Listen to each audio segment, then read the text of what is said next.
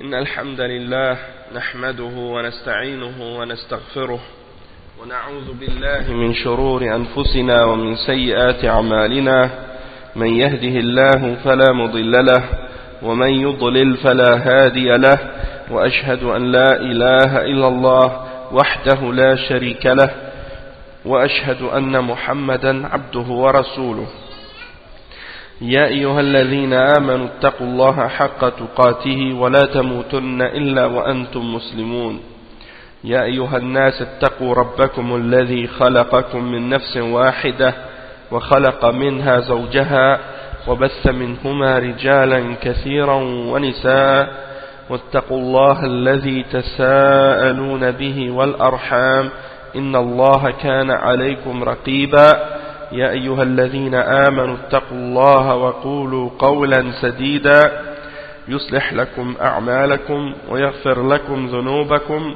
ومن يطع الله ورسوله فقد فاز فوزا عظيما أما بعد وإن خير الكلام كلام الله وخير الهدي هدي محمد صلى الله عليه وسلم وإن شر الأمور محدثاتها وكل محدثة بدعة وكل بدعة ضلالة وكل ضلالة في النار أما بعد.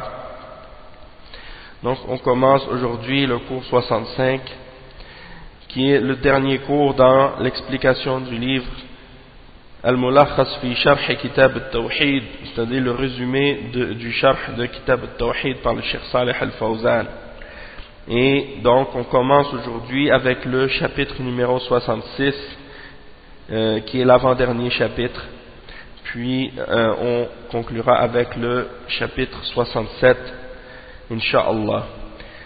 Donc le titre du chapitre 66 c'est Babun ma ja'a fi himayati al-Mustafa sallallahu alayhi wa sallam hima at-tawhid wa saddihi turuq al-shirk, c'est-à-dire le chapitre au sujet de ce qui est rapporté, de ce qui a été dit sur la protection du prophète sallallahu alayhi wa sallam, comment il a protégé les limites du tawhid ou les barrières du tawhid, et comment il a fermé toutes les voies vers le shirk.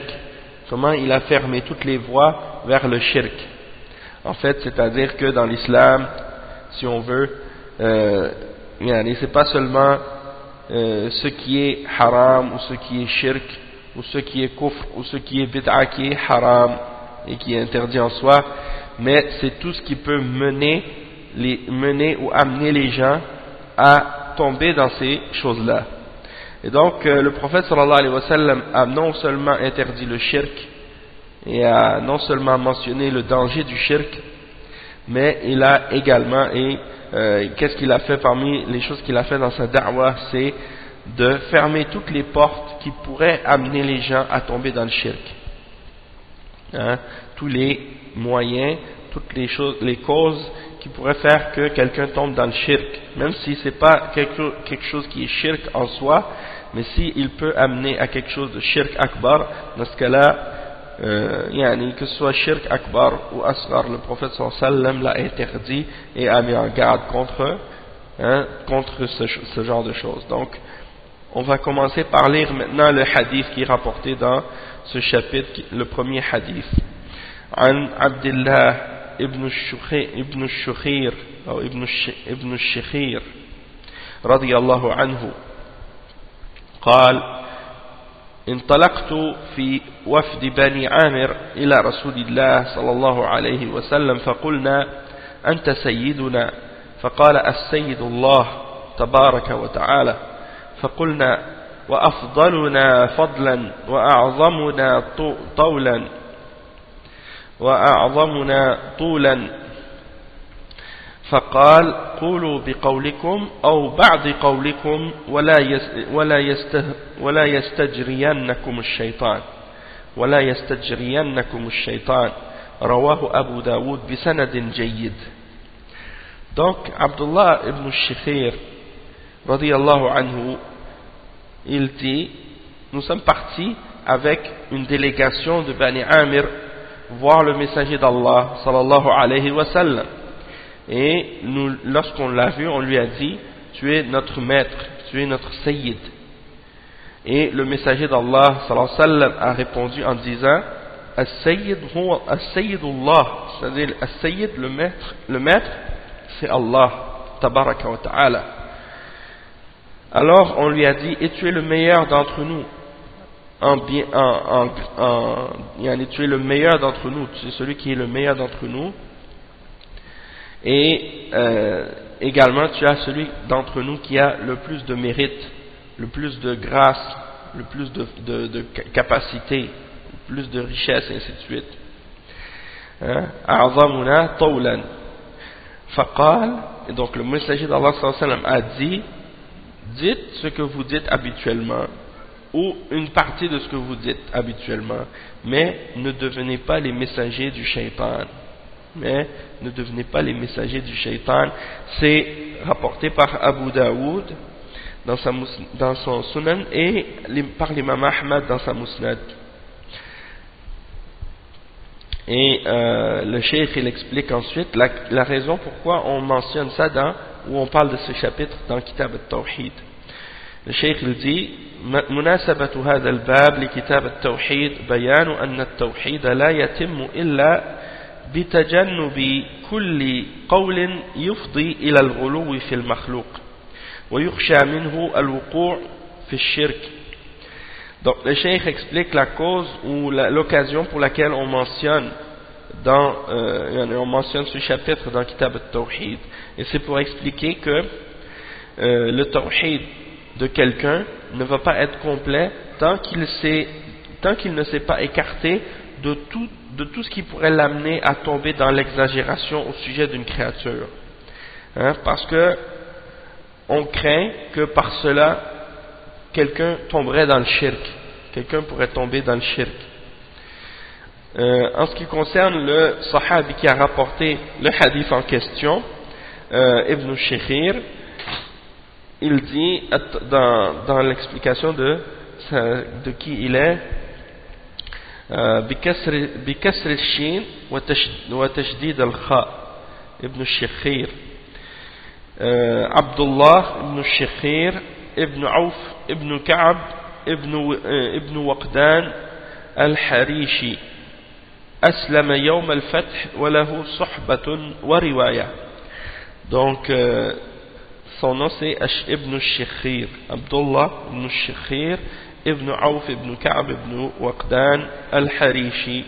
Il est converti à l'islam le jour de la conquête de la Mecque, et il a une sohba, donc c'est-à-dire qu'il a vu le prophète sallallahu alayhi wa sallam, et il a également des narrations du prophète sallallahu alayhi wa sallam. Donc parmi les termes qui sont mentionnés dans le hadith, le cheikh explique, il dit, là c'est pour expliquer le titre en particulier en premier, حماية الشيء صونه عما يتطرق إليه من مكروه وأذى. Donc يعني الحماية en arabe ça veut dire le fait de protéger quelque chose, pour faire en sorte que rien de ce qui est mauvais ou de ce qui pourrait faire du tort ou nuire l'approche ou approche cette chose. Donc c'est ça al-himaya. Et al-mustafa ay al-mukhtar min as-safwati wa hiya khalis ash-shay. Donc al-mustafa ça signifie celui qui est choisi, l'élu, le choisi. Et ça vient du mot safwa. Et as-safwa, c'est qu'est-ce qui est la chose la plus pure, qui est la chose qui est la plus pure, ou bien la meilleure de quelque chose. C'est comme en français quand on dit par exemple as-safwa, quand on dit en français par exemple la crème de la crème. Donc c'est ça, c'est un exemple pour nous faire comprendre as-safwa. Qu'est-ce que ça peut signifier? C'est un peu comme ça.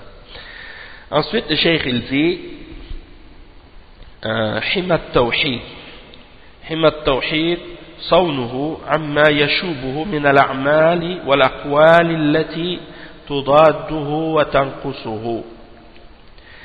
Donc la protection du tawhid. On parle de himaya, la protection du prophète sallallahu alayhi wa sallam, al-Mustafa, des limites du tawhid. Donc, hima tawhid, le cheikh il dit sawnuhu amma yashubuhu, c'est-à-dire de protéger le tawhid contre tout ce qui pourrait venir créer des défaillances dans le tawhid, min al-a'mali wal aqwal, parmi les actions et parmi les paroles qui يعني التي تضاده أو تنقصه، يعني parmi les actions et les paroles qui pourraient venir يعني détruire ou opposer complètement le tawhid, ou bien le diminuer dans sa force et dans sa pureté.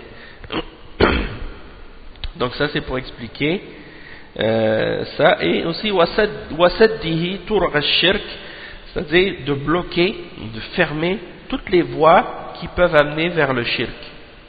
Hein? Ça, c'est ça ce que ça signifie le titre.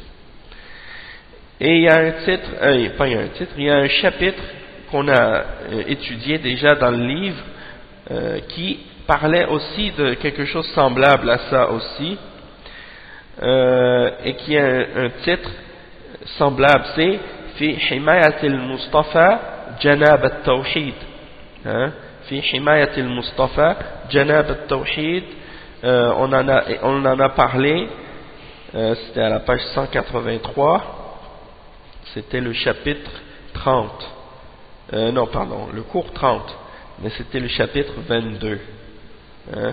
ما جاء في حماية المصطفى جناب التوحيد وسده كل طريق يوصل إلى الشرك. Donc la protection du tawhid, des limites, la protection du prophète sallallahu alayhi wa sallam des limites du tawhid, et le fait qu'il a bloqué toutes les voies qui pourraient faire que quelqu'un arrive au shirk ou tombe dans le shirk.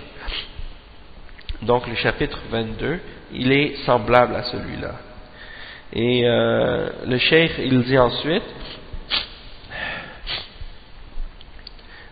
donc pour expliquer le hadith, que bon, on a dit que il y a une délégation qui est allée voir le prophète sallallahu alayhi wa sallam, une délégation de Bani Amir, et parmi eux il y avait Abdullah ibn Shikhir, et lui il a expliqué qu'est-ce qui s'est passé durant cette visite, et qu'ils avaient dit Anta Sayyiduna, ils ont dit au prophète sallallahu alayhi wa sallam, tu es notre maître. Et le prophète sallallahu alayhi wa sallam a répondu As-Sayyidullah. Le cheikh il dit Ay as-su'dad at-tam lillahi azza wa jal wal khalqu kulluhum abidun, kulluhum abidullah. Donc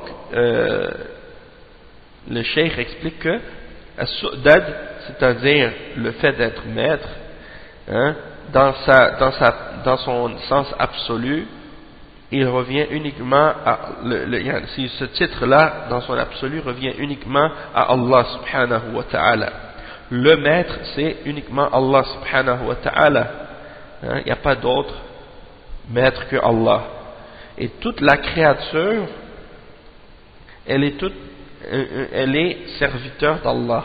Toute la créature, eh bien, elle est un serviteur et un esclave pour Allah subhanahu wa ta'ala.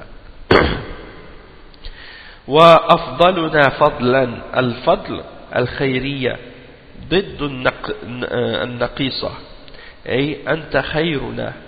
Donc وأفضلنا فضلا, الفضل en arabe ça veut dire qu'est-ce qui est le meilleur, qu'est-ce qui montre l'excellence, le fait que quelqu'un est meilleur, est préféré, tout ça rentre dans le sens de al-fadl. Ça peut être parfois traduit aussi par la grâce, et parfois c'est traduit aussi par le mérite, selon le contexte et selon la phrase. Mais ici, afdaluna fadlan, c'est-à-dire c'est toi le meilleur par excellence, il n'y a pas personne de meilleur parmi nous que toi. Wa tawlan, at-tawlu al-fadlu wal-ata wal-qudra wal-ghina. Donc, at-tawl, الطول pardon الطول الفضل والعطاء والقدرة والغنى. Et même dans le verset, dans Surat Ghafir, il y a la mention de ce mot-là. غافر الذنب وقابل التوب شديد العقاب ذي الطول. Donc الطول c'est ça, c'est le mérite, le don, la force, la richesse et ainsi de suite. Donc c'est ça.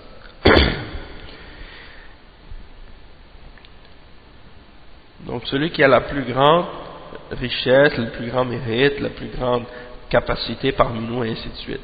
Donc c'est des termes qu'il disait pour glorifier le prophète sallallahu alayhi wa sallam. Le prophète sallallahu alayhi wa sallam a dit قولوا بقولكم أي القول المعتاد لديكم ولا تتكلفوا الألفاظ التي تؤدي إلى الغلو. Donc le cheikh il dit dites ce que vous dites, c'est-à-dire la parole habituelle que vous dites habituellement, sans essayer de tomber dans l'exagération avec des expressions et des termes que vous exagérez avec, qui vous amènent à l'exagération, que vous forcez à dire des paroles de glorification qui vous mènent à l'exagération et qui sont exagérées. أو بعض قولكم أي أو دعوا بعض قولكم المعتاد واتركوه تجنبا للغلو. أو بعض قولكم, c'est-à-dire ou certaines de vos paroles, c'est-à-dire ou bien laissez de côté certaines des paroles que vous dites d'habitude et laissez-les de côté pour éviter de tomber dans l'extrémisme et dans l'exagération. ولا يجرينكم الشيطان الجري الرسول أي لا يتخذكم جريا أي وكيلا له ورسولا. Donc ولا يستجرينكم الشيطان, ça signifie parce qu'en arabe al-jari ça veut dire le messager, ça veut dire le messager, donc que le shaitan ne fasse pas de vous son messager, comme si en tombant dans l'exagération et dans les éloges et dans la glorification exagérée, comme ça vous devenez le messager du shaitan. Le cheikh il dit المعنى الإجمالي للحديث لما بالغ هذا الوفد في مدح النبي صلى الله عليه وسلم نهاهم عن ذلك تأدبا مع الله وحماية للتوحيد وأمرهم أن يقتصروا على الألفاظ التي لا غلو فيها ولا محذور وكأن يدعوه بمحمد رسول الله كما سماه الله عز وجل. Donc le cheikh il explique que la signification globale de ce hadith, c'est que lorsque est venue la délégation et qu'ils ont commencé à glorifier le prophète sallallahu alayhi wa sallam, le prophète sallallahu alayhi wa sallam leur a interdit de faire ça, par bon comportement envers Allah subhanahu wa ta'ala et pour préserver et protéger le tawhid. Et il leur a ordonné de se limiter à des termes et à des mots qui ne contiennent pas d'exagération et qui ne représentent pas rien de dangereux ou de choses qui pourraient par exemple faire tomber dans l'extrémisme et dans le fait d'adorer des êtres humains, comme c'est arrivé par exemple chez les chrétiens et chez les juifs, qui ont exagéré dans la glorification de certains de leurs prophètes, comme par exemple Isa ibn Maryam, et ils ont fini par faire de lui un dieu. Ça c'est ça ce que ça a amené, le fait qu'ils exagèrent dans la glorification de cet homme. Ils ont fait de lui une divinité avec Allah subhanahu wa ta'ala, ou ils ont fait avec lui une trinité avec Allah. Donc ça c'est du shirk. Et donc le fait de tomber dans l'exagération de la glorification des hommes, eh bien ça amène à ça. Il dit, comme par exemple, donc il leur dit, au lieu de d'exagérer et de m'appeler par des termes comme as-sayyid ou des choses comme ça, eh bien plutôt appelez-moi par le terme Muhammad Rasulullah, comme Allah subhanahu wa ta'ala m'a appelé, hein. Et ça c'est mentionné aussi dans le hadith du prophète sallallahu alayhi wa sallam qui dit la tatruni kama atrat an-nasara Isa ibn Maryam fa innama ana abdun faqulu abdullahi wa rasuluhu. Donc le prophète sallallahu alayhi wa sallam a dit n'exagérez pas dans ma glorification de la même façon que les chrétiens ont exagéré dans la glorification de Isa ibn Maryam, parce que je ne suis qu'un serviteur. Alors dites, le serviteur d'Allah et son messager. Hein? Tenez-vous-en à ça. Parce que ça c'est la plus grande des choses à dire à propos du messager sallallahu alayhi wa sallam. ومناسبة الحديث للباب أن فيه النهي عن الغلو في المدح واستعمال الألفاظ المتكلفة التي ربما توقع في الشرك. Le cheikh il dit l'occasion de la mention de ce hadith dans le chapitre en question, il y a dans ça l'interdiction d'exagérer dans la glorification du prophète sallallahu alayhi wa sallam et l'interdiction d'utiliser des termes et des mots qui sont superflus et qui sont exagérés, hein, et qui pourraient même faire tomber quelqu'un dans le shirk. ويستفاد من الحديث أولا تواضعه صلى الله عليه وسلم وتأدبه مع ربه. Premièrement, on peut tirer de ce hadith qu'il était modeste, que le prophète sallallahu alayhi wa sallam était modeste et qu'il avait un bon comportement et des bonnes manières avec son Seigneur, c'est-à-dire Allah subhanahu wa ta'ala. ثانيا النهي عن الغلو في المدح ومواجهة الإنسان به. Deuxièmement, l'interdiction d'exagérer dans la glorification de quelqu'un ou de glorifier quelqu'un par des termes et des éloges exagérés devant lui. Le point numéro 3, أن السؤدد حقيقة لله سبحانه وتعالى وأنه ينبغي ترك المدح بلفظ السيد. Donc le point numéro 3, c'est que le fait d'être maître, hein, et le fait d'être celui qui est as-sayyid, ça c'est en arabe on appelle as-suddad, et as-suddad sa réalité elle appartient uniquement à Allah subhanahu wa ta'ala. Donc le terme as-sayyid dans son sens absolu il appartient uniquement qu'à Allah subhanahu wa ta'ala. Et si des êtres humains utilisent le terme sayyid, il doit être utilisé avec quelque chose d'autre qui le rend spécifique et défini, hein, et qui n'est pas de façon absolue. Donc par exemple on va dire comme le prophète sallallahu alayhi wa sallam a dit par exemple ana sayyidu waladi adam wala fakhr, hein, le prophète sallallahu alayhi wa sallam a dit je suis le maître des fils d'Adam et il n'y a pas là-dedans aucune fierté. Et il a mentionné aussi que Al-Hassan ou Al-Hussein ce sont les deux sayyids, hein, des jeunes dans le paradis. Et lorsque Sa'd ibn Mu'adh est venu, hein, lorsqu'il est venu lorsqu'il est arrivé devant son peuple, le prophète sallallahu alayhi wa sallam a dit Qumu ila sayyidikum, hein, il a dit en voulant dire levez-vous devant votre chef. Hein? Ça peut vouloir dire aussi le chef. Et dans ces cas-là, oui, parce qu'il était le chef de sa tribu. Donc, si c'était de cette façon-là, c'est permis, c'est correct.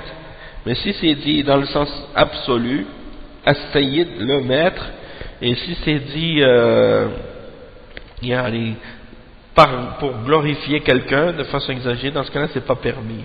Mais si c'est pour décrire une position qu'il a réellement, et qu'il est vraiment un maître, le maître d'une famille ou de quelque chose, comme le terme Rabb, hein, c'est la même chose. On peut dire Rabbul Bayt, Rabbul Usra, Rabbul Sayyara, hein, le seigneur de la maison, le maître de la maison, le maître de la famille, le maître de la voiture, et ainsi de suite. Oui, on peut dire ça, mais on ne peut pas dire, par exemple, Ar-Rabb, hein, le maître, ou le seigneur, à propos d'une créature. C'est seulement Allah subhanahu wa ta'ala qui est Ar-Rabb. Donc ça c'est des exemples. Et le point numéro 4, النهي عن التكلف في الألفاظ وأنه ينبغي الاقتصاد في المقال. Donc l'interdiction de chercher des mots trop élogieux et de se forcer à faire ça.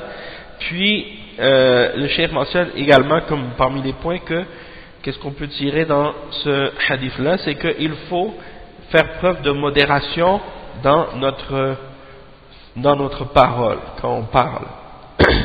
Le point numéro 5, حماية التوحيد عما يخل به من الأقوال والأعمال.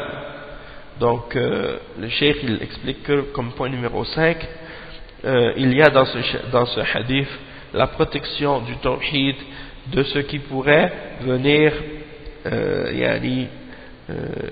créer des défaillances ou des imperfections ou des choses qui viennent opposer le tawhid parmi les paroles et parmi les actions.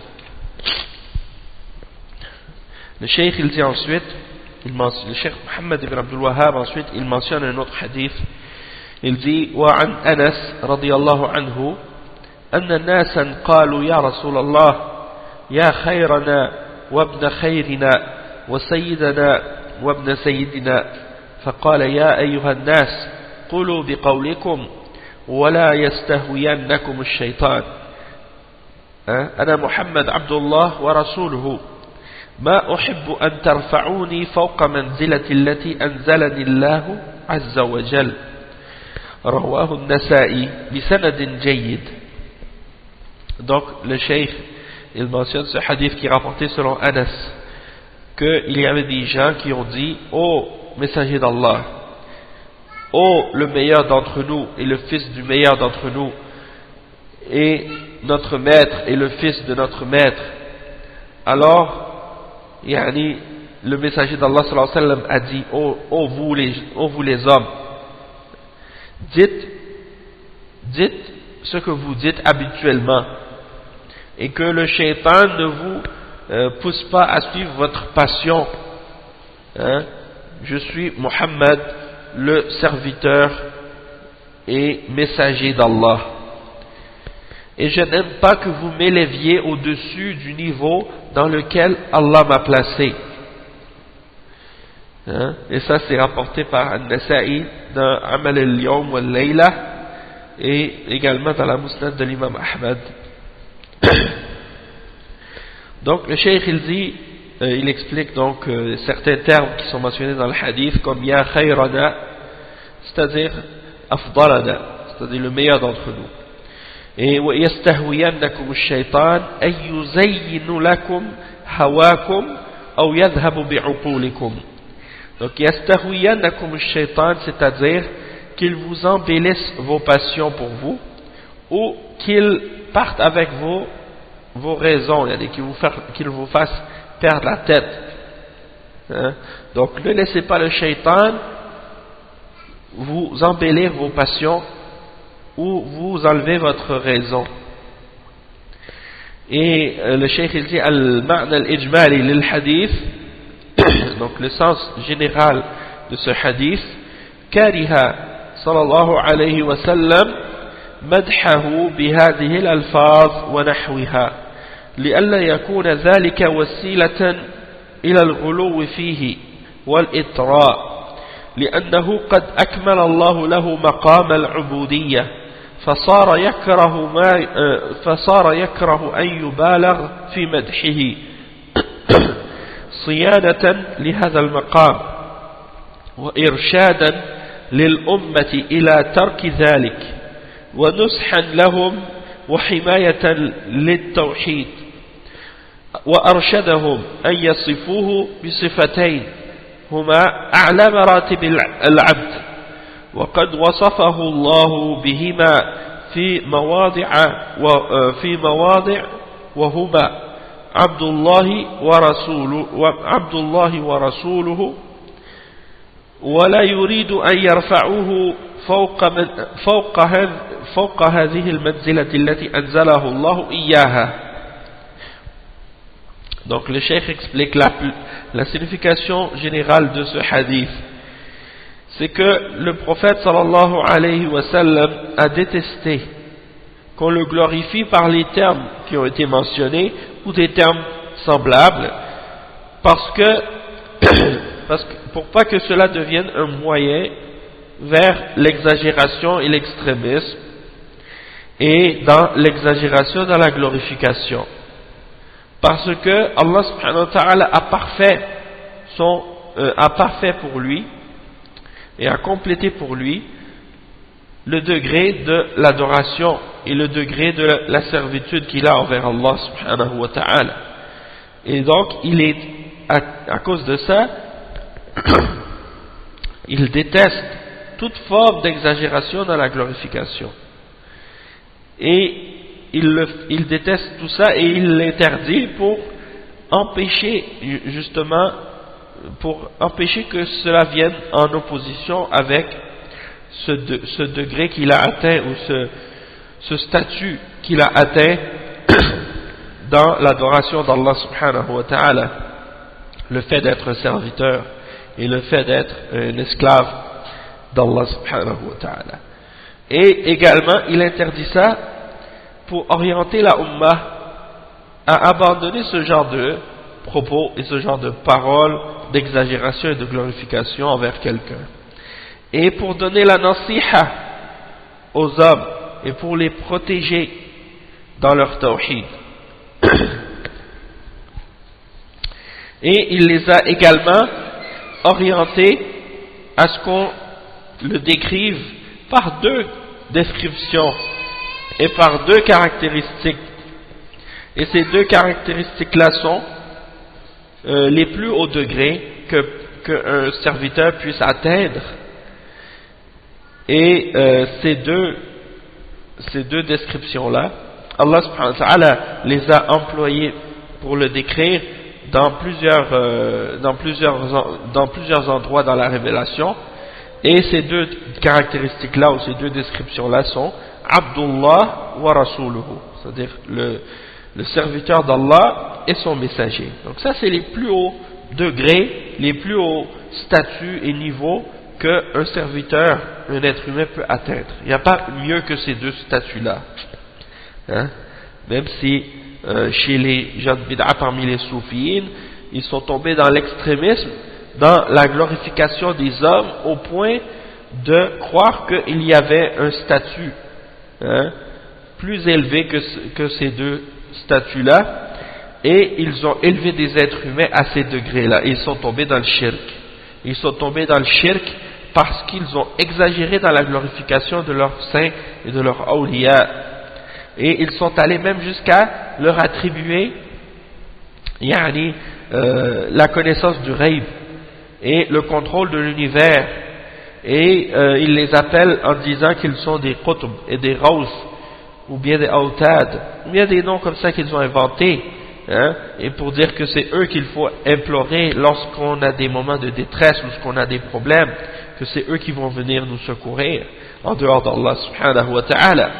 Et donc tout ça, c'est à cause de l'exagération envers les hommes pieux et dans leur glorification aussi. Et qu'ils sont tombés dans un shirk qui est semblable à celui des chrétiens. Les soufis, chez les soufis, on trouve ça. Hein? Et n'importe quelle personne qui a lu leur livre ou qui a côtoyé ces gens-là, il va y confirmer que cette chose-là est une réalité à leur sujet. Hein? Allah musta'an. Donc, le prophète sallallahu alayhi wa sallam, il ne veut pas que personne l'élève au-dessus de ce degré-là et de ce niveau-là que Allah subhanahu wa ta'ala lui a donné, c'est-à-dire le degré d'être un serviteur d'Allah et le degré d'être un messager. Et le cheikh il dit ensuite مناسبة الحديث للباب أنه صلى الله عليه وسلم نهى أن يمدح بغير ما وصفه الله به صناية للتوحيد وسدا لباب الغلو المفضي إلى الشرك. Donc le cheikh explique que l'occasion de la mention de ce hadith dans ce chapitre, c'est parce que le prophète sallallahu alayhi wa sallam interdit qu'il soit glorifié par autre que ce que Allah subhanahu wa ta'ala l'a décrit, l'a qualifié. Et ça c'est dans le but de protéger le tawhid et de fermer la porte à l'exagération qui peut amener au shirk. Hein? Et il y a des gens, quand ils font les du'as et les invocations pour faire la salat sur le prophète sallallahu alayhi wa sallam, envoyer la bénédiction sur le prophète sallallahu alayhi wa sallam, eh bien il y a ceux qui rajoutent toujours la formule Sayyiduna, Allahumma salli wa sallim ala Sayyidina Muhammad, et pourtant dans les narrations authentiques on ne trouve pas la mention de Sayyiduna, notre maître, on ne mentionne pas ça dedans. Donc la narration qui est authentique c'est de dire Allahumma salli ala Muhammad wa ala ali Muhammad, donc ça c'est préférable, et vous avez vu aussi que les soufis sont tombés dans l'exagération, et ça on le retrouve par exemple lorsqu'ils font les fêtes de Mawlid Nabawi, et la célébration de la naissance du prophète sallallahu alayhi wa sallam, qui est une bid'a, qui est une grosse bid'a. Eh bien, qu'est-ce qu'ils font dans ces occasions-là? Ils chantent des chansons et ils chantent des poésies pour glorifier le prophète sallallahu alayhi wa sallam, et souvent dans ces paroles de chansons ou de poésies qu'ils écrivent sur le prophète sallallahu alayhi wa sallam, il y a des descriptions de shirk. C'est-à-dire qu'ils attribuent au prophète Mohammed sallallahu alayhi wa sallam des glorifications et des caractéristiques divines, parfois, comme la connaissance du ghaib, ou bien par exemple le fait qu'ils disent par exemple comme dans la qasida qu'ils appellent Al-Burda. Il y a beaucoup de soufis, quand ils font le Mawlid, ils chantent Al-Burda, et Al-Burda il y a du shirk dedans. C'est-à-dire وَإِنَّ مِنْ جُودِكَ الدُّنْيا وَضَرَّتَهَا وَإِنَّ مِنْ عُلُومِكَ عِلْمُ اللَّوْحِ وَالْقَلَمِ. Ça fait partie des exemples de shirk akbar, shirk majeur qu'il y a dans ce poème, parce qu'ils disent que parmi tes merveilles il y a cette vie d'ici-bas et l'au-delà, et parmi ta science il y a la science de la plume, la science de la table et de la plume, de la tablette préservée et de la plume, al-lawh wal-qalam. Et ça c'est la connaissance du ghaib que seul Allah possède. Personne ne connaît qu'est-ce qu'il y a dans le lawh al-mahfouz excepté Allah subhanahu wa ta'ala. Et qu'est-ce que la plume a écrit avant la création des cieux et de la terre? Personne ne connaît ça excepté Allah subhanahu wa ta'ala. Donc d'attribuer cette connaissance là au prophète sallallahu alayhi wa sallam, ça c'est une forme de shirk, de shirk majeur. Et c'est un shirk dans al-asma wa sifat, c'est une forme de shirk dans les noms et dans les attributs d'Allah subhanahu wa ta'ala.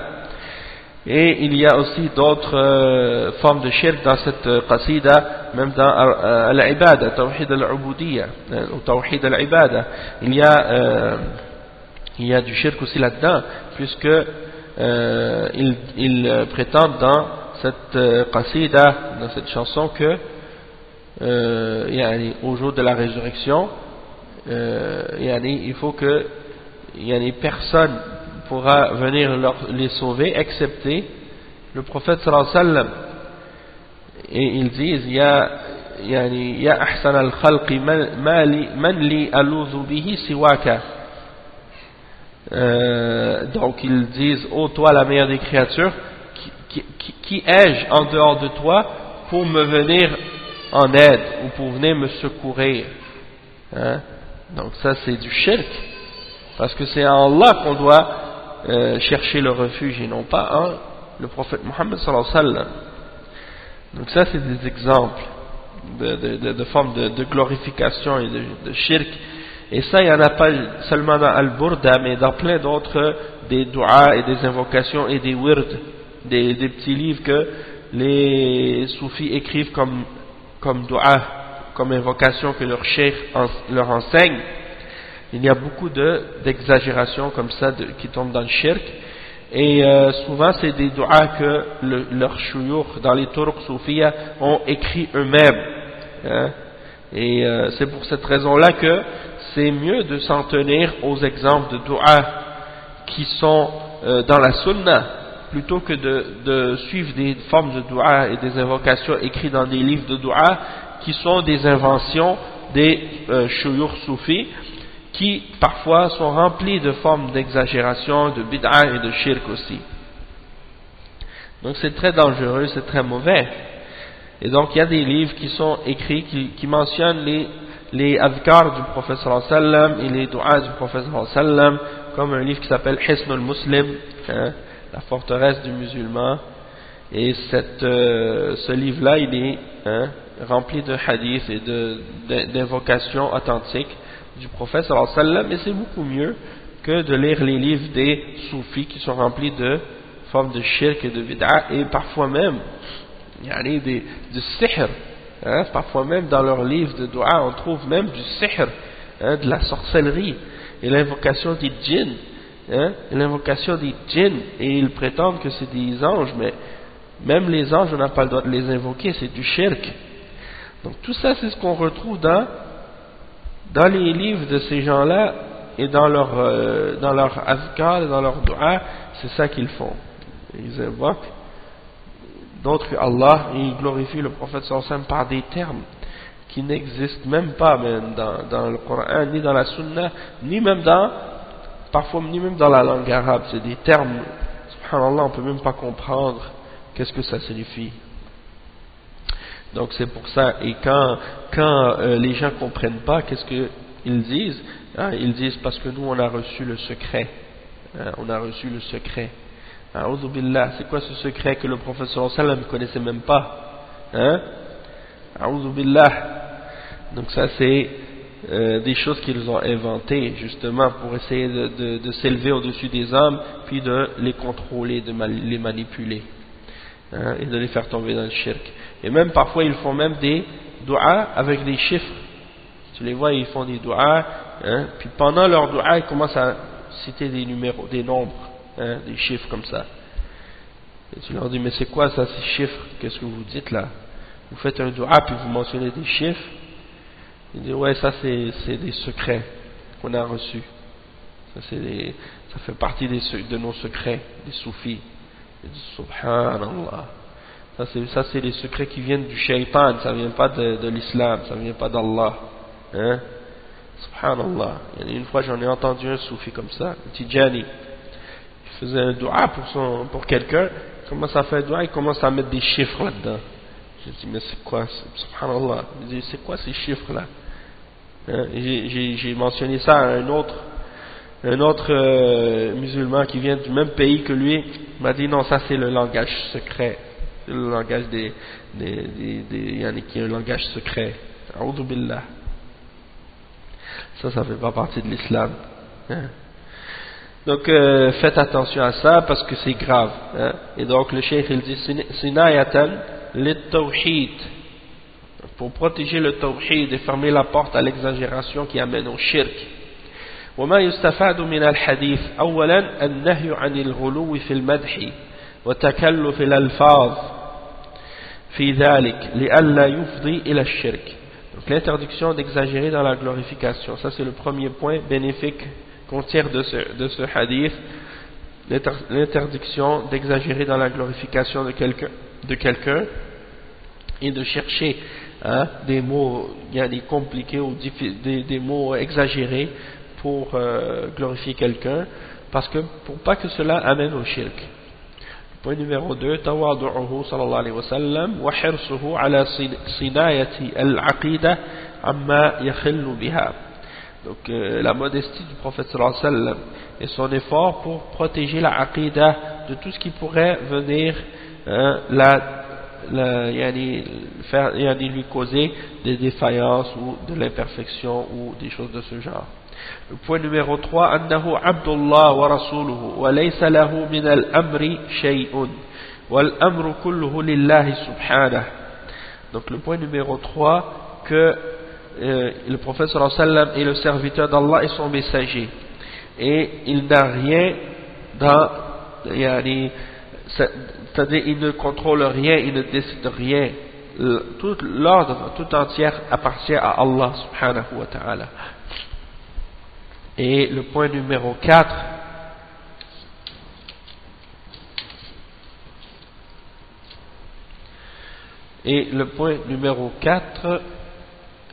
التحذير من كيد الشيطان وأنه قد يأتي من الطريق الزيادة على الحد المشروع. Donc la mise en garde contre les ruses du shaitan, et qu'il peut parfois passer par le fait de rajouter à la limite de qu'est-ce qui est permis. C'est-à-dire que il ne va pas venir pousser les gens directement à qu'est-ce qui est haram. Il vient à la limite de qu'est-ce qui est halal, de qu'est-ce qui est permis, pour justement amener les gens à faire un pas de plus, puis à tomber dans ce qui est haram. Donc il faut se méfier du shaitan. C'est comme par exemple dans d'autres domaines, c'est la même chose. Le shaitan, il ne va pas nécessairement venir te dire viens faire le shirk directement. Il va peut-être passer par d'autres choses. Regarde la tombe, cet homme-là il était pieux, il faut se rappeler de lui, il faut montrer qu'il était un grand homme, donc c'est mieux de lui donner un beau tombeau, bien l'embellir et le mettre en évidence pour que les gens prennent cet homme-là comme un exemple, et qu'on sache que c'était quelqu'un de bien. Et les gens commencent à faire ça avec la bonne intention, et puis après quelques siècles, les gens commencent à l'adorer comme si c'était une idole. Comme qu'est-ce qui se passe dans les pays musulmans aujourd'hui avec les tombes. Et c'est la même chose avec d'autres sujets aussi. Des fois, les gens ils disent mais non, on va pas faire le zina. Et le shaitan, il vient pas directement te dire viens faire le zina, mais il t'amène petit à petit à faire des choses qui seront des causes pour te faire tomber dedans. Donc il pousse la femme par exemple à se dévêtir, il pousse les hommes à faire des causes pour arriver justement à la fin au shirk, au zina ou à d'autres péchés. C'est juste des exemples, mais c'est pour faire comprendre que le shaitan il est rusé. Il vient pas comme ça de premier coup, viens prendre de la drogue, boire de l'alcool, faire du shirk, tue quelqu'un. Non, il te fait commencer par les premières introductions, les premières choses qui vont t'amener à ça. Puis il t'élève petit à petit, graduellement, pour t'amener à le point final qui est le shirk. C'est ça son objectif, parce que c'est le plus grave péché. Donc c'est ça son but. S'il peut te faire tomber dans le shirk direct, il va le faire, mais s'il voit que tu as un peu de base, tu as des connaissances, tu as une pratique religieuse, il passe par d'autres ruses. Tandis que si c'est des koufars ou des ignorants ou des gens égarés, facilement il les fait tomber dans le shirk, qui ne se fatigue pas beaucoup avec eux. Mais pour celui qui est sur le tawhid et qui connaît sa religion et qui s'accroche et qui essaie de pratiquer comme il faut, là il va mettre le paquet. Na'udhu billahi minhu. Donc le cheikh, maintenant on va faire le chapitre numéro 67. باب قول الله تعالى وما قدر الله حق قدره والأرض جميعا قبضته يوم القيامة والسماوات مطويات بيمينه سبحانه وتعالى عما يشركون. C'est la parole d'Allah subhanahu wa ta'ala. Donc qu'est-ce qui a été rapporté, un chapitre au sujet de ce qui a été dit par rapport à la parole d'Allah dans le verset 67 dans Surat Az-Zumar. Dans Surat Az-Zumar, le verset en arabe وَمَا قَدَرُ اللَّهَ حَقَّ قَدْرِهِ وَالْأَرْضُ جَمِيعًا قَبْضَتُهُ يَوْمَ الْقِيَامَةِ وَالسَّمَاوَاتُ مَطْوِيَّاتٌ بِيَمِينِهِ سُبْحَانَهُ وَتَعَالَى عَمَّا يُشْرِكُونَ, qui signifie et ils n'ont pas estimé Allah subhanahu wa ta'ala comme il devrait l'être, alors qu'au jour de la résurrection il fera de la terre entière, il mettra les cieux et la terre entière pliés dans sa main droite et il en fera une poignée. Gloire à lui, il est au-dessus de ce qu'il lui associe, il est au-dessus de ce qu'il lui associe. Donc on va lire maintenant qu'est-ce que Cheikh Saleh Al-Fawzan a expliqué par rapport à ça. Il dit, donc ce verset-là, c'est un verset qui réfute les gens de bid'a, qui nient les attributs d'Allah subhanahu wa ta'ala, et que Allah est au-dessus de sa création. Et donc, le Cheikh, il dit, munasabatu al-bab li kitab al-tawhid. أراد المصنف رحمه الله أن يختم كتابه بهذا الباب المشتمل على النصوص الدالة على عظمة الله وخضوع المخلوقات له مما يدل على أنه هو المستحق للعبادة وحده وأن له صفات الكمال ونعوت الجلال. Donc le cheikh il explique, il dit l'occasion de ce chapitre. Pourquoi on le place dans Kitab al-Tawhid? Le cheikh explique, il dit parce que l'auteur, le cheikh Muhammad ibn Abdul Wahhab, rahimahullah, a voulu conclure son livre avec ce chapitre qui contient des textes qui prouvent et qui montrent la grandeur d'Allah subhanahu wa ta'ala et comment les serviteurs sont soumis et humbles devant lui. Et que cela prouve qu'il est le seul qui mérite d'être adoré et qu'il a les attributs de perfection, et les caractéristiques de majesté.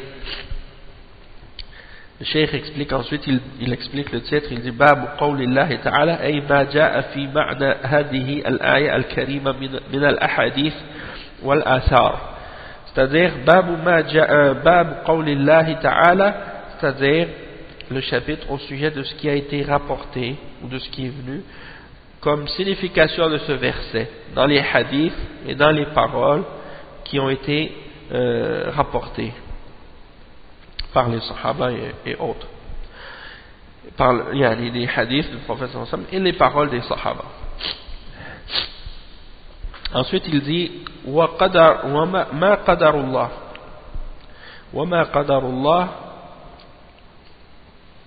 وما قدر الله حق قدره أي ما عظم المشركون الله حق تعظيمه ما عظم المشركون الله حق تعظيمه إذ عبدوا معه غيره. Donc le cheikh il explique que quand Allah subhanahu wa ta'ala dit dans le verset ils n'ont pas estimé Allah comme il le mérite, c'est-à-dire ils n'ont pas montré les mushrikoun, les gens qui font le shirk, ils ne montrent pas à Allah subhanahu wa ta'ala le respect qui lui revient et qui est un droit pour lui, parce qu'ils ont adoré d'autres avec lui. Donc toute personne qui adore d'autres avec Allah subhanahu wa ta'ala, il ne respecte pas Allah subhanahu wa ta'ala, même s'il prétend le respecter. Hein? Et donc, les gens qui font du shirk, ils ne respectent pas Allah. وَالْأَرْضُ جَمِيعًا قَبْضَتُهُ يَوْمَ الْقِيَامَةِ يعني والأرض جميعا قبضته يوم القيامة والسماوات مطويات بيمينه والأرض جميعا أي بجميع جهاتها وطبقاتها. Donc c'est ça, la terre entière, hein, et tout ce qu'elle contient, la terre entière, dans toutes ses directions, dans tous ses niveaux, tous ces degrés, toute la terre au complet sera une poignée. Allah subhanahu wa ta'ala, il en fera une poignée et il va plier les cieux et la terre dans sa main droite.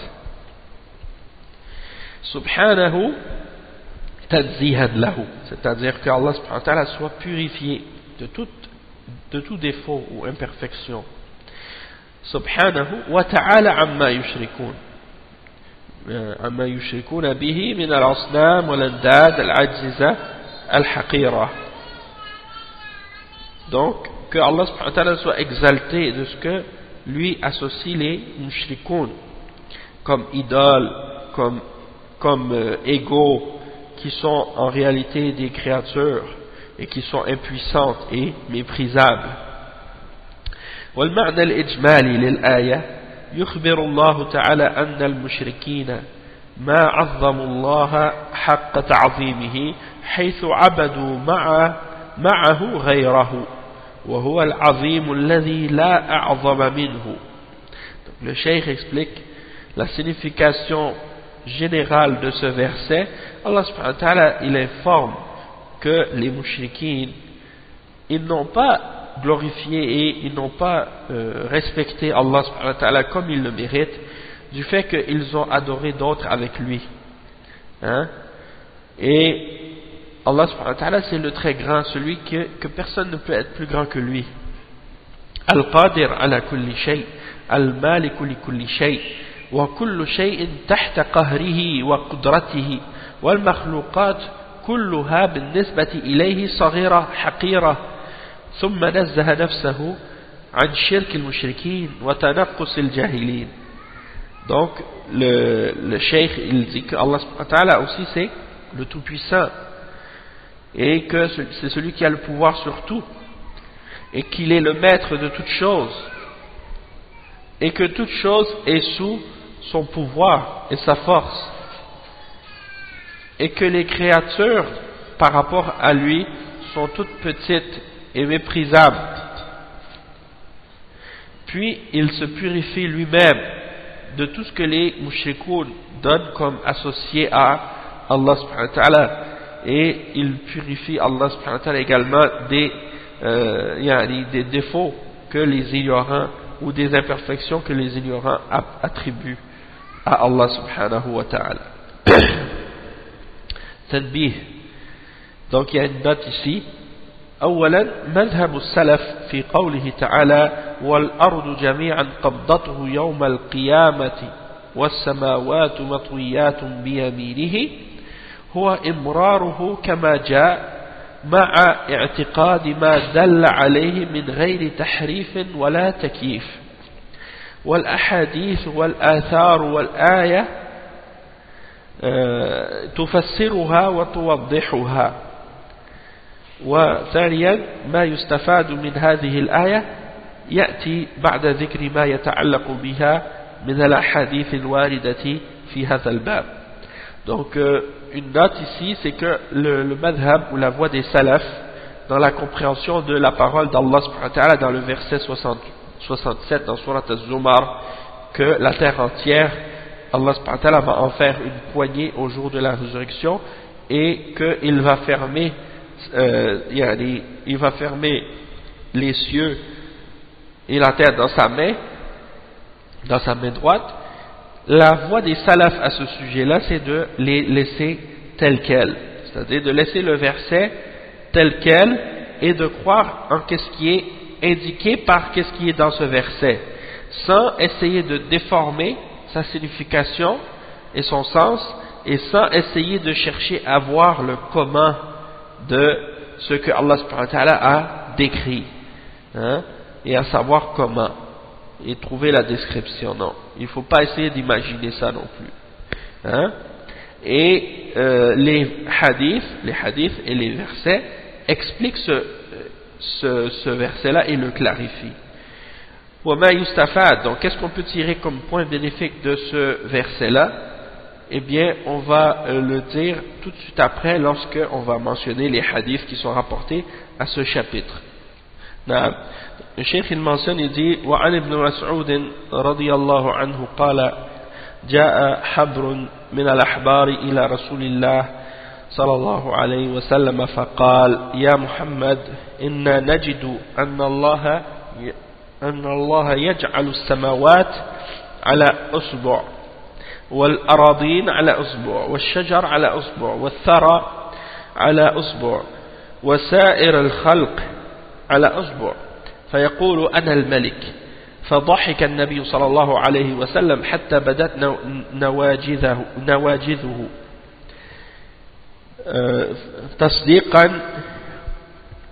تصديقا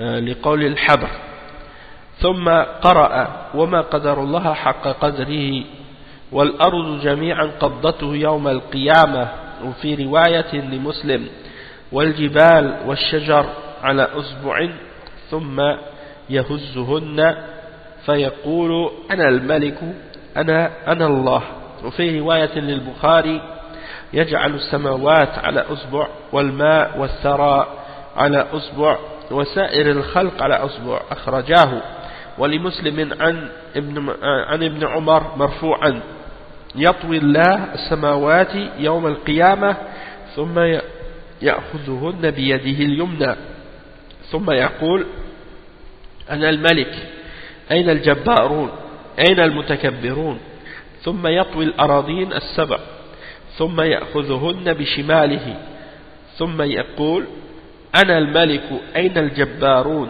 أين المتكبرون وروي عن ابن عباس قال ما السماوات السبع والأراضون السبع في كل الرحمن إلا كخردلة في يد أحدكم سبحان الله. Donc c'est rapporté selon Ibn Mas'ud, et ça c'est des hadiths qui sont rapportés par Al-Bukhari et Muslim, hein, donc c'est authentique, hein.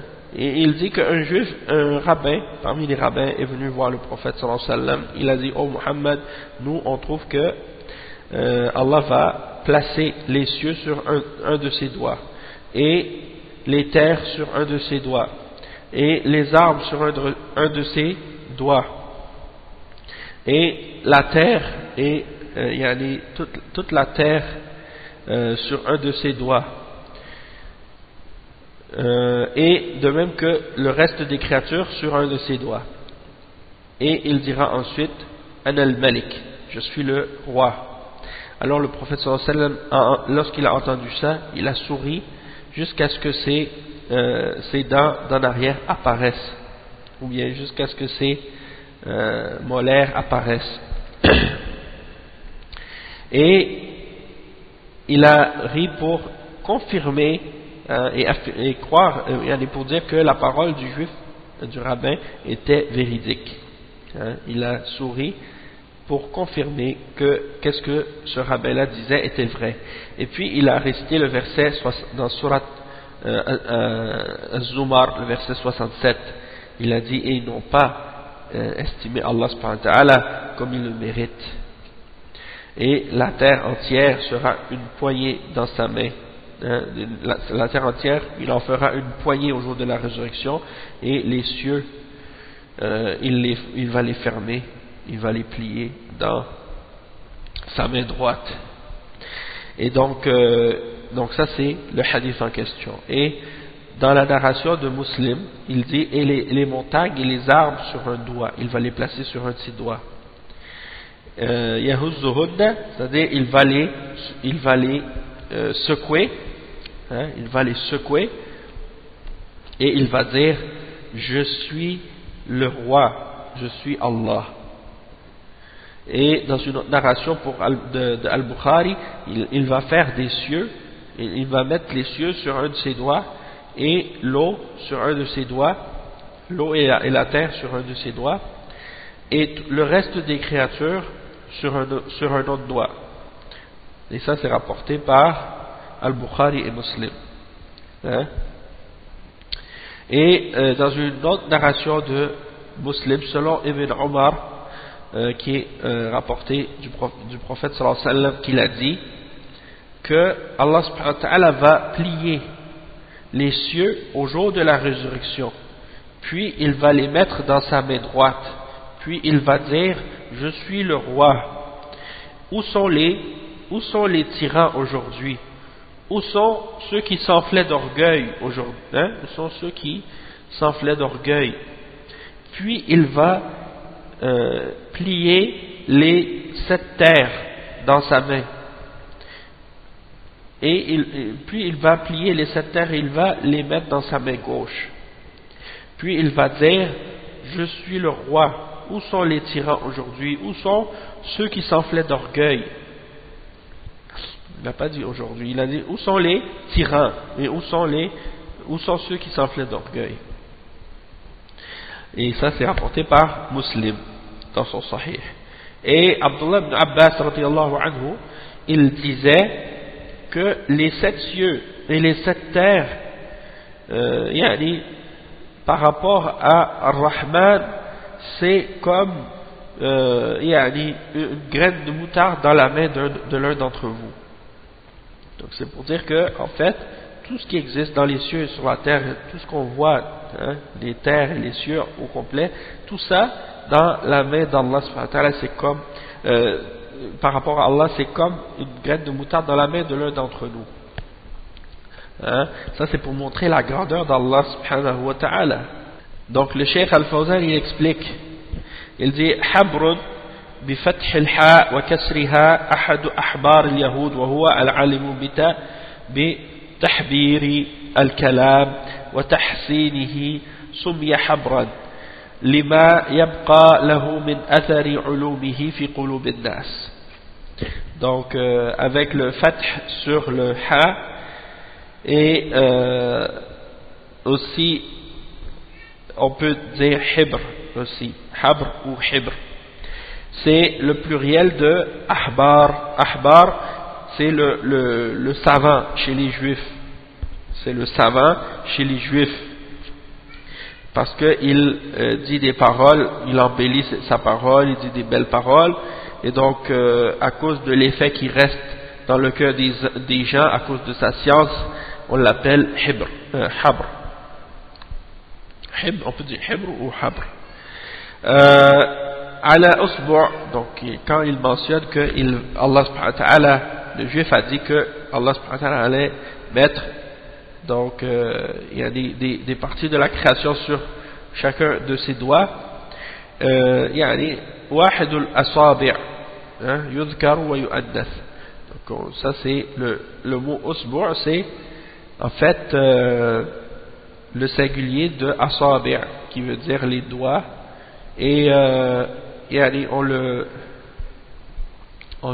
mentionne au masculin et au féminin, le mot usbu'. الثرى التراب الندي التراب الندي ولعل المراد هنا الأرض. Donc الثرى c'est la terre, c'est la terre. Et الشجر ما له ساق صلب صلب كالنخل وغيره. Donc الشجر on connaît, c'est les arbres, comme les palmiers par exemple, les dattiers ou autres. وسائر الخلق أي باقيهم, donc le reste des créatures. ونواجذه أي ناجذ وهي أقصى الأضراس وقيل الأنياب وقيل ما بين الأسنان والأضراس وقيل هي الضواحك. Donc النواجذ c'est le pluriel du mot najiz, c'est les dents qui sont en arrière au fond. Certains ont dit que ce sont les molaires les plus en arrière, D'autres ont dit que ce sont les canines, plutôt les canines. Donc d'autres ont dit c'est entre les dents d'en avant et les molaires. Et on a dit aussi, donc il a souri jusqu'à ce qu'on voit apparaître ses dents. Et c'est comme ça que le prophète sallallahu alayhi wa sallam riait. Hein? Il faisait pas de son, il faisait pas de bruit, de grand bruit avec sa voix. Et quand il riait, c'était un sourire, et le plus qu'on voyait, c'était ses dents apparaître. Yahuzzuhunna ay hazzu shay tahrikuhu ay yuharrikuhunna. Donc il va les secouer, c'est ça que ça veut dire, yahuzzu. Hazza shay, yahuzzu shay, yani tahriku, ça veut dire le secouer, le bouger. Al-Jabbarun jam'u Jabbar wa huwa al-Ati al-Mutasallit. Donc Al-Jabbar c'est celui qui est fort, qui a le pouvoir sur les choses, ou bien aussi on le traduit parfois par les tyrans. Donc. Et كخردلة حبة صغيرة جدا. Donc al-khardal c'est la graine de moutarde, mais c'est pour dire il y a quelque chose de très très petit, comme une graine de sable ou quelque chose de semblable. المعنى الإجمالي للحديث ذكر عالم من علماء اليهود للنبي صلى الله عليه وسلم ما يجدونه في كتابهم التوراة من بيان عظمة الله وصغر المخلوقات بالنسبة إليه سبحانه، وأنه يضعها على أصابعه، فوافقه النبي صلى الله عليه وسلم على ذلك وصر به وتلا ما يصدقه من القرآن الكريم الذي أنزله الله عليه. Donc le sens général de ce hadith, c'est qu'un des savants parmi les juifs est venu voir le prophète sallallahu alayhi wa sallam et il lui a mentionné qu'est-ce qu'il trouvait dans son livre, la Torah, la Torah, c'est-à-dire la Torah, le livre des juifs, qu'est-ce qui est mentionné comme exemple de grandeur d'Allah subhanahu wa ta'ala et de la petitesse des créatures par rapport à lui, et que par exemple il va mettre certaines de ces créatures sur ses doigts, et le prophète sallallahu alayhi wa sallam a confirmé ce qu'il a dit, et il a été d'accord avec lui sur ça, et il a été réjoui par cela, et il lui a mentionné ou il lui a récité un verset du Coran qui confirmait ce qu'il avait dit. Donc il a récité un verset du Coran qui venait confirmer ça dans le Coran que Allah lui a révélé. Ensuite le cheikh il dit وَمَا يُسْتَفَادُ مِنَ الْآيَةِ, qu'est-ce qu'on peut tirer comme point bénéfique de ce verset et du hadith? C'est أولا بيان عظمة الله سبحانه وتعالى وصغر المخلوقات بالنسبة إليه. Donc l'explication de la grandeur d'Allah subhanahu wa ta'ala et de la petitesse des créatures par rapport à lui. ثانيا أن من أشرك به سبحانه لم يقدره حق قدره. Deuxièmement, que celui qui fait du shirk avec Allah subhanahu wa ta'ala, il n'a pas respecté Allah comme il méritait d'être respecté. Le point numéro 3, إثبات اليدين والأصابع واليمين والشمال والكف لله سبحانه على ما يليق. Donc le cheikh il dit que on affirme que Allah subhanahu wa ta'ala a deux mains et qu'il a des doigts et qu'il a une droite et une gauche, et que Allah subhanahu wa ta'ala a une main, hein, et qu'on lui affirme cela comme cela est convenable pour lui, selon sa grandeur et sa majesté, hein. Donc on affirme qu'est-ce qui est affirmé, puisque c'est affirmé dans les textes, on l'affirme et on y croit, hein. Et dans un hadith il y a la mention que Allah subhanahu wa ta'ala a deux mains et qu'il a une main droite, et que, en fait, sa gauche c'est une main droite aussi. وَكِلْتَ يَدَيْهِ يَمِينٌ. Donc ces deux mains sont droites.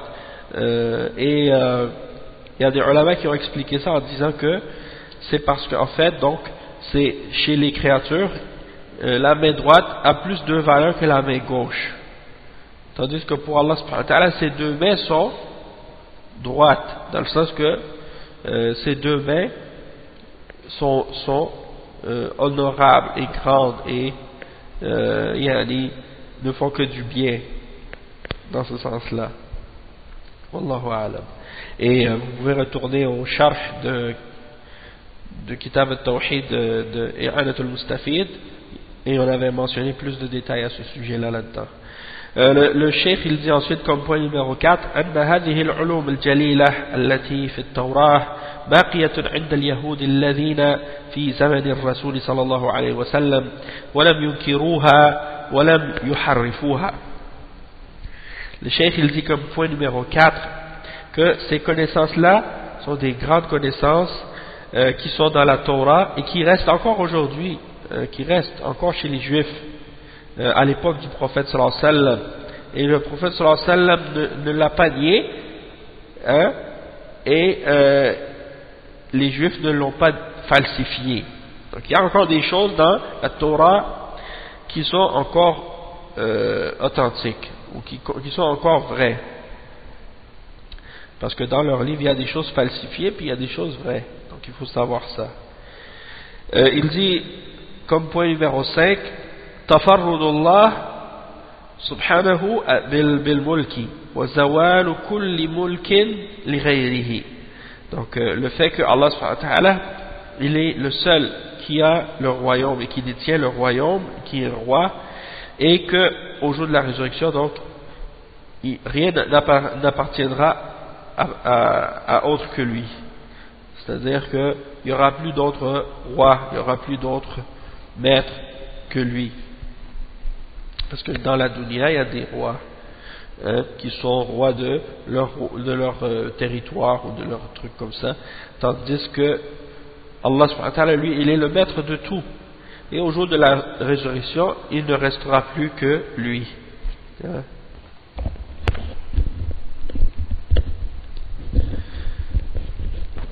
Ensuite, le cheikh Mohammed ibn Abdul Wahhab, il a cité un hadith.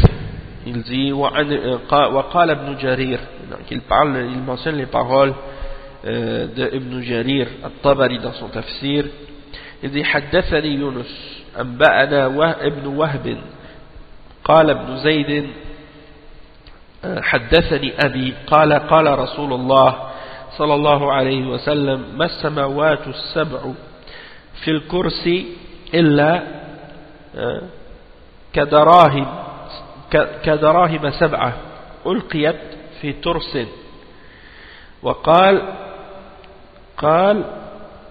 وقال أبو ذر سمعت رسول الله صلى الله عليه وسلم يقول ما الكرسي في العرش إلا كحلقة من حديد ألقيت بين ظهري فلات من الأرض. Donc ça c'est rapporté selon Ibn Jarir, qu'il dit que Yunus nous a dit, que Ibn Wahb nous a dit, que Ibn Zayd m'a dit, que Ibn Zayd a dit, que mon père a dit, que le messager d'Allah sallallahu alayhi wa sallam a dit, les 7 cieux par rapport au kursi, au repose-pied, sont comparables à 7 pièces qu'on aurait lancées sur un grand bouclier ou un grand plateau. Donc c'est comme 7 petites pièces d'argent qu'on aurait jetées sur un grand plateau. Donc c'est rien, c'est tout petit par rapport au kursi. Les 7 cieux, c'est rien que par rapport au kursi. Et il dit que Abu Dhar a entendu le messager d'Allah sallallahu alayhi wa sallam dire que le kursi par rapport au arsh, le repose-pied par rapport au trône, c'est comparable à un petit cercle de fer comme une bague par exemple, qu'on aurait jetée dans un grand terrain, dans une grande terre vaste. Donc c'est tout petit par rapport, donc le kursi est tout petit par rapport au trône d'Allah subhanahu wa ta'ala. Ensuite, donc le cheikh explique, الترس بضم التاء القاع المستدير المتسع، والترس أيضا صفحة فولاذ تحمل لاتقاء السيف، والمراد هنا المعنى الأول. Donc c'est ça. الترس بالتاء بضم التاء c'est une chose, une grande plaque ou une plaque qui est de forme ronde ou circulaire, qui est assez large. Et on veut dire aussi quelque chose qu'on utilise comme un bouclier pour se protéger contre une épée. Mais la signification dans cette parole ici, c'est la première. Un grand plateau de forme circulaire. Et le mot fala, c'est as-sahra, un grand désert ou une terre déserte. Et al-ma'na al-ijmali lil-hadithayn يخبر صلى الله عليه وسلم عن عظمة الكرسي والعرش وأن السماوات السبع على سعتها وكثافتها وتباعد ما بينها بالنسبة لسعة الكرسي ك7 دراهم وضعت في قاع واسع. فماذا يعني تشغل منه؟ إنها لا تشغل منه إلا حيزا يسيرا. نعم c'est ça. وكما يخبر صلى الله عليه وسلم في حديث أبي ذر، يعني يخبر صلى الله عليه وسلم في حديث أبي ذر أن الكرسي مع سعته وعظمته بالنسبة للعرش كحلقة حديد وضعت في صحراء واسعة من الأرض، وهذا يدل على عظمة خالقها وقدرته التامة. Donc le cheikh explique la signification des deux hadiths ici, c'est que le prophète sallallahu alayhi wa sallam nous informe de la grandeur du kursi et de la grandeur du arsh, du trône, du repose-pied et du trône, et que les 7 cieux, malgré qu'ils sont très très grands, très très vastes, et qu'on voit que c'est très immense, et malgré ça, le kursi il est plus grand. Et que si on jette par exemple 7 pièces dans une grande place dans une grande place, on va voir que c'est comparable à ça. Le kursi par rapport aux 7 cieux, c'est comme si on avait jeté 7 pièces d'argent dans une grande place ou dans un endroit qui est grand. Donc qu'est-ce que ces 7 pièces occupent par rapport à ces pièces? Qu'est-ce que ces 7 pièces occupent comme espace par rapport à la place au complet? Eh bien c'est tout petit, c'est rien du tout. Je m'excuse. Donc le cheikh il dit وَكَمَا يُخْبِرُ, donc de même que le prophète sallallahu alayhi wa sallam nous informe dans le hadith d'Abu Dhar que le kursi, malgré qu'il est très vaste, très grand, eh bien par rapport au trône il est comme juste une petite bague qu'on aurait jetée dans un endroit désert, un grand espace vaste qui est déserte parmi les espaces de la terre. Donc ça c'est pour montrer en fait la grandeur de celui qui a créé ça, et qu'il est tout puissant. Et la raison pour laquelle on mentionne ces deux hadiths là dans ce chapitre, c'est parce que le cheikh il dit مناسبة ذكر الحديثين في الباب أنهما يدلان على عظمة الله وكمال قدرته وقوة سلطانه. Donc c'est parce que ces deux hadiths là nous montrent la grandeur d'Allah et sa toute-puissance et sa force. Hein? Et il dit ensuite, qu'est-ce qu'on peut tirer de ces deux hadiths? Premièrement, أن الكرسي أكبر من السماوات وأن العرش أكبر من الكرسي. Donc on peut tirer premièrement que le repose-pied est plus grand que les cieux et que le trône est plus grand que le repose-pied. Le point numéro 7, Azamatullah wa kamalu qudratihi. Donc la grandeur d'Allah subhanahu wa ta'ala et la perfection, sa force totale et complète. Le point numéro 2. Le point numéro 3, أن العرش غير الكرسي. Donc que le trône c'est autre chose que le kursi. L'arche c'est pas la même chose que le kursi, c'est-à-dire le trône c'est pas la même chose que le repose-pied. Et quand on dit repose-pied en français, on l'appelle repose-pied. Ça c'est bien entendu par rapport aux êtres humains, c'est le nom qu'on a donné à cet objet-là ou à cette chose-là. Toutefois pour Allah subhanahu wa ta'ala, c'est pas quelque chose qui est comparable à qu'est-ce que les êtres humains connaissent, dans le sens que il faut pas comparer, il faut pas faire de comparaison entre qu'est-ce qu'on connaît dans les choses qu'on utilise parmi les hommes, parce que Allah subhanahu wa ta'ala il dit laysa kamithlihi shay'un wa huwa as-sami'ul basir. Et les ulama ont expliqué que le trône c'est pas le trône qui supporte Allah subhanahu wa ta'ala. Et quand on dit le repose-pied, ça ne veut pas dire que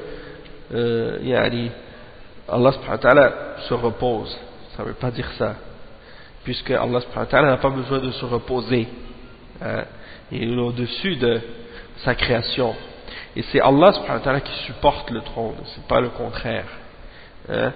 Donc il faut éliminer toute fausse notion qu'on pourrait penser à ce sujet-là, et savoir que Allah subhanahu wa ta'ala, il n'y a rien qui lui ressemble, et qu'il est l'audient et le voyant, laysa kamithlihi shay'un wa huwa as-sami'ul basir, mais qu'on ne doit pas nier ce qu'il a donné ce qu'il s'est donné comme attribut et comme nom. On doit le décrire tel qu'il s'est décrit lui-même et nier toute chose qu'on pourrait imaginer dans notre esprit comme ressemblance entre le créateur et la créature dans notre esprit, hein? Et savoir que Allah subhanahu wa ta'ala, il n'y a rien qui lui ressemble. Ça c'est la voie de Ahl Sunnah wal Jama'a à ce sujet-là, la voie des salaf. Tandis que les gens de bid'a, eux, eh bien ils nient la réalité des attributs d'Allah subhanahu wa ta'ala. Pourquoi? Parce qu'ils pensent que si on les affirme, ça fait une ressemblance entre le créateur et la créature.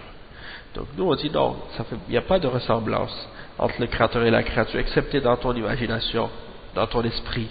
Donc essaie pas de faire de ressemblance et d'imaginer quoi que ce soit. Et dis-toi que Allah subhanahu wa ta'ala, rien ne lui ressemble. Mais affirme ce qu'Allah a affirmé. Donc quand on dit le repose-pied, ça ne veut pas dire qu'Allah se repose. C'est le nom qui est donné à la chose dans la langue française. En arabe, on dit kursi. D'accord? C'est le truc qui est en bas du trône. C'est ça que ça veut dire.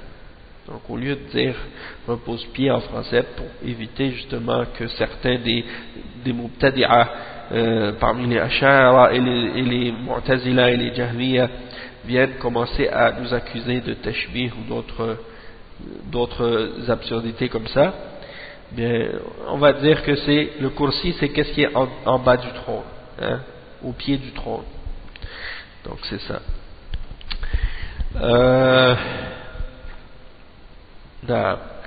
Donc en français, c'est le mot qui est utilisé, malheureusement, qui est pas bon. C'est pas qu'on doit nier la réalité du kursi. Le kursi, il faut comprendre que c'est pas la même chose que l'arche. Le cheikh il dit comme point numéro 4, ar-radd ala man fassara al-kursi bil mulki aw al-ilm. Donc on a la preuve dans cette narration là que celui qui a interprété le kursi comme étant le royaume ou comme étant la science, qu'il a tort. et que ça réfute qu'est-ce qu'il prétend. Et ça, c'est les exemples des interprétations des gens de bid'a, comme les Ash'ara et les Maturidiyya, parmi les gens de bid'a qui dit la réalité des attributs d'Allah subhanahu wa ta'ala et qui dit la réalité des choses qui sont mentionnées dans le Coran et dans la Sunna. Donc ici, il refuse d'affirmer le kursi, qui est l'élément qui est au pied du trône, okay, sur lequel on pose nos pieds. Ça, c'est la chose sur laquelle on pose nos pieds sur le trône. Donc ça, c'est la grandeur qu'on a mentionnée, c'est l'exemple de qu'est-ce que le prophète sallallahu alayhi wa sallam a mentionné dans ces hadiths-là. Ensuite, il termine ici, عن ابن مسعود رضي الله عنه, il mentionne le dernier hadith, et on va terminer avec ça. عن ابن مسعود رضي الله عنه قال بين السماء الدنيا التي تليها 500 عام بين السماء الدنيا والتي تليها 500 عام وبين كل سماء 500 عام وبين السماء السابعة والكرسي 500 عام وبين الكرسي والماء 500 عام والعرش فوق الماء والله فوق العرش ولا يخفى عليه شيء من أعمالكم. أخرجه ابن المهدي عن حماد بن سلمة عن عاصم عن رز عن عبد الله. وروى نحوه المسعودي عن عاصم عن أبي وائل عن عبد الله.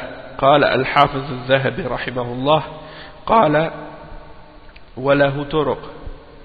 وعن العباس بن عبد المطلب رضي الله عنه قال قال رسول الله صلى الله عليه وسلم هل تدرون كم بين السماء والأرض؟ قلنا الله ورسوله أعلم. قال بينهما مسيرة 500 سنة وبين كل سماء إلى سماء مسيرة 500 سنة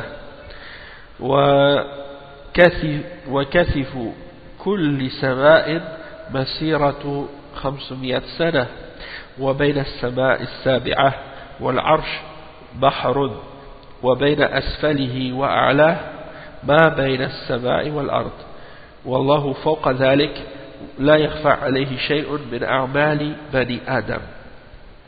رواه أبو داود وغيره. Donc ça c'est les deux derniers hadiths qui sont mentionnés dans le livre. Et le cheikh il explique, il dit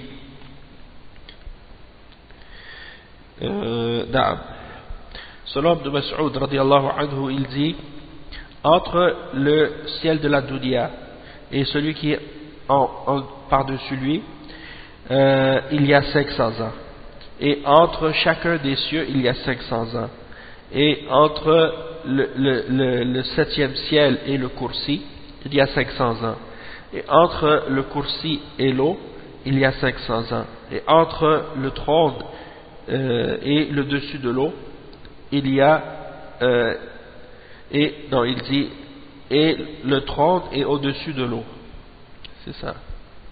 Entre le kursi et l'eau il y a 500 ans, et le trône est au-dessus de l'eau, et Allah est au-dessus du trône, et rien ne lui échappe de vos actions.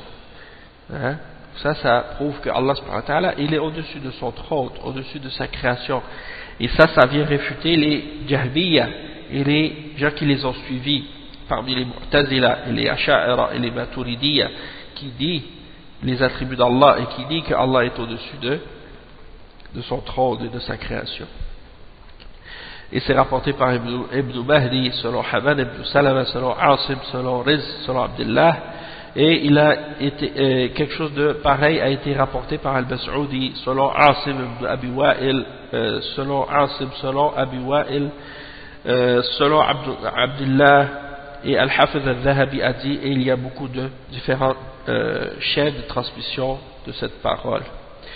Et selon également Al-Abbas ibn Abdul Muttalib radiyallahu anhu, il a dit que le messager d'Allah sallallahu alayhi wa sallam a dit, est-ce que vous savez combien combien il y a entre les cieux et la terre, on a dit Allah et son messager, c'est mieux, ou savent mieux.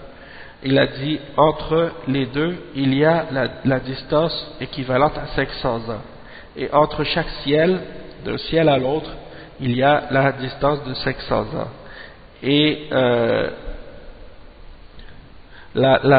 l'épaisseur ou la largeur de chaque ciel est équivalente à 500 ans. Et entre le 7e ciel et le trône, il y a un océan. Et entre le bas et le haut de cet océan-là, c'est comparable à la distance qu'il y a entre les cieux et la terre. Et Allah est au-dessus de cela. Et rien ne lui échappe des actions des fils d'Adam, rapporté par Abu Daoud et d'autres.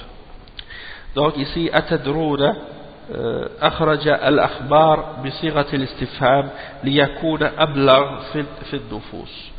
Donc il a dit يعني est-ce que vous savez, c'est-à-dire il veut leur donner l'information sous forme d'interrogation pour que ça reste plus pour que ça reste en eux, hein, et que ça ait un plus grand impact. Et ils ont répondu Allah wa rasuluhu a'lam. إسناد العلم إلى الرسول إنما يكون في حياته أما بعد وفاته فيقال الله أعلم فقط. Donc ici de dire Allah et son messager savent mieux, ça c'est d'attribuer la science au messager, c'est uniquement durant sa vie. Mais après sa mort, on dit seulement Allah c'est mieux. On dit seulement Allah c'est mieux. On ne dit pas et son messager.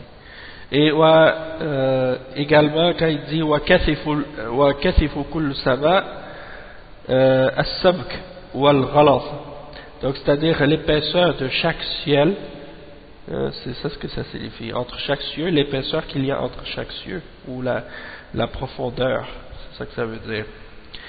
Et il dit al-ma'na al-ijmali lil hadith, le sens général de ce hadith, yukhbiru sallallahu alayhi wa sallam an al-makhluqat al-ulwiyya من حيث عظمتها وسعتها وتباعد ما بين أجرامها فيخبر أن السماوات 7 طباق بعضها فوق بعض وأن مسافة ارتفاعها عن الأرض مسيرة 500 عام بين كل سماء والتي تليها مسافة 500 عام وسبك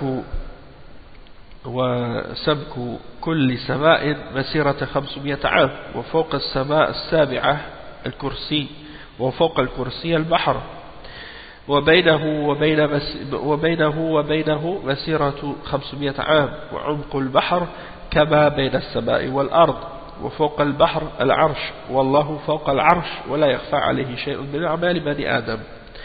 Donc le cheikh il explique, en fait il répète qu'est-ce qui est mentionné dans le hadith, qu'entre chaque cieux il y a ce qui équivaut à 500 ans comme distance et comme profondeur, et que au-dessus des 7 cieux il y a le kursi, et que il y a ensuite un océan, et qu'il y a au-dessus de ça il y a le trône, au-dessus de cet océan il y a le trône, et que au-dessus du trône il y a Allah subhanahu wa ta'ala, et que rien ne lui échappe des actions des fils d'Adam. Donc ça c'est la signification.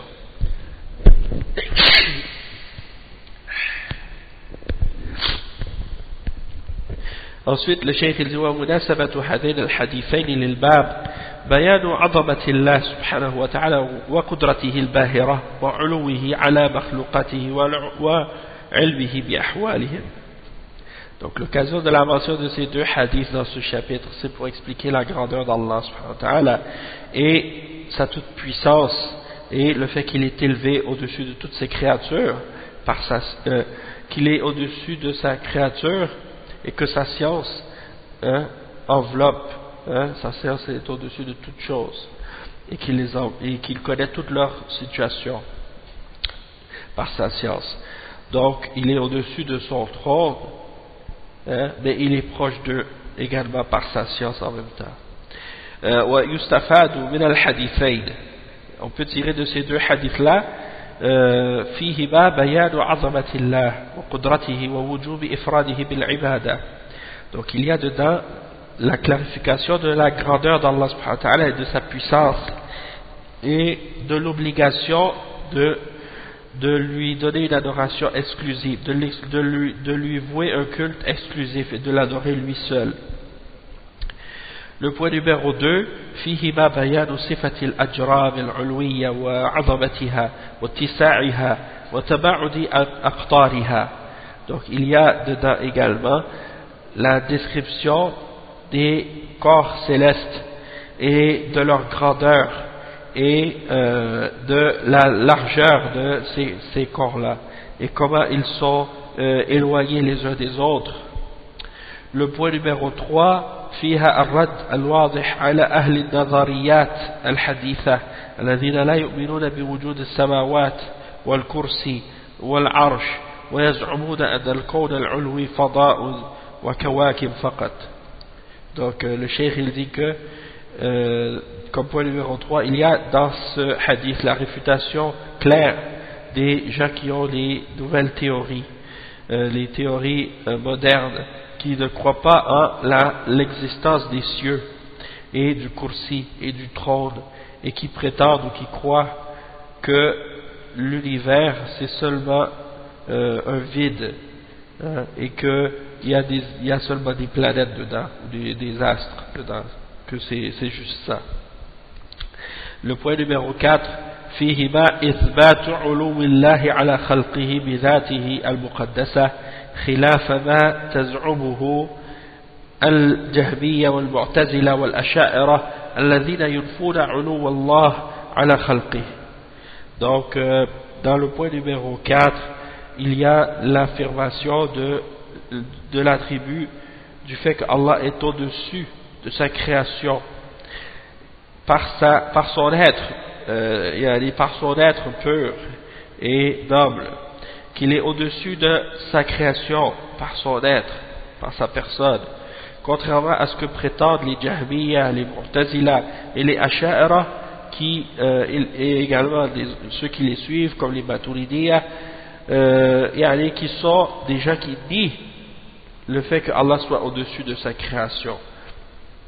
Et le point numéro 5, فيها إثبات علم الله المحيط بكل شيء مع علوه فوق مخلوقاته. Donc il y a l'affirmation de la science d'Allah qui enveloppe toute chose,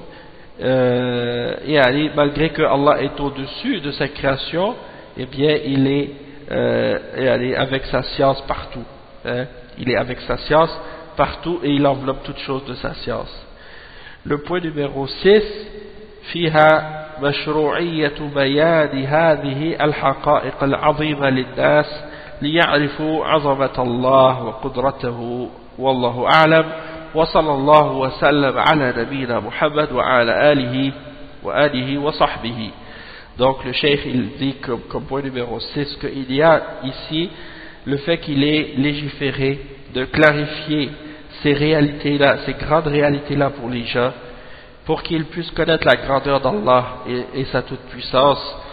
Allah c'est mieux.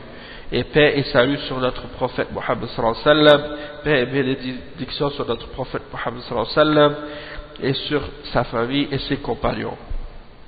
Et avec cela, on a conclu le dernier chapitre de Kitab al-Tawhid. Et alhamdulillah rabbil alamin, on espère que Allah subhanahu wa ta'ala nous aide à augmenter notre connaissance et notre compréhension et notre pratique du Tawhid, et qu'on meurt sur le Tawhid et qu'on rentre dans le paradis qui a été préparé pour ceux qui sont sur le Tawhid. Et alhamdulillah, espérons que Allah subhanahu wa ta'ala nous donne son pardon et son tawfiq, et on le remercie de nous avoir permis d'avoir complété ce livre ensemble, et en même temps on demande à Allah subhanahu wa ta'ala de mettre sa grâce et sa miséricorde sur notre cheikh, le cheikh Saleh Al-Fawzan, et que Allah subhanahu wa ta'ala mette ce livre-là dans les bonnes œuvres qu'il a fait dans sa balance au jour de la résurrection, et le récompense en mieux pour tout ce qu'il fait pour les musulmans et pour leur connaissance et pour la da'wah qu'il fait, et qu'il lui donne une longue vie et qu'il prolonge sa vie et qu'il la rende bénéfique dans le bien. Donc on va s'arrêter ici. Subhanakallahumma bihamdika ashhadu an la ilaha illa ant astaghfiruka wa atubu ilayk. Donc on va se retrouver dimanche prochain, mais samedi pour un autre cours, le cours de Al-Wala wal-Bara, mais aussi dimanche pour la suite d'un nouveau cours, Inch'Allah. Donc j'avais annoncé que ça va être Kitab Kashf al-Shubuhat, le Sharh de Cheikh Ibn Baz, Inch'Allah. Donc certains frères m'avaient dit pourquoi tu fais pas un livre sur Al-Asma wa Sifat, puisqu'on a déjà fait sur Tawhid al-Ibadah, donc peut-être de faire un livre sur Tawhid al-Asma wa Sifat. Donc je vais y penser encore d'ici là, Inch'Allah, on verra. بارك الله فيكم وجزاكم الله خيرا والسلام عليكم ورحمة الله وبركاته وصلى الله وسلم على نبينا محمد وعلى آله وصحبه أجمعين.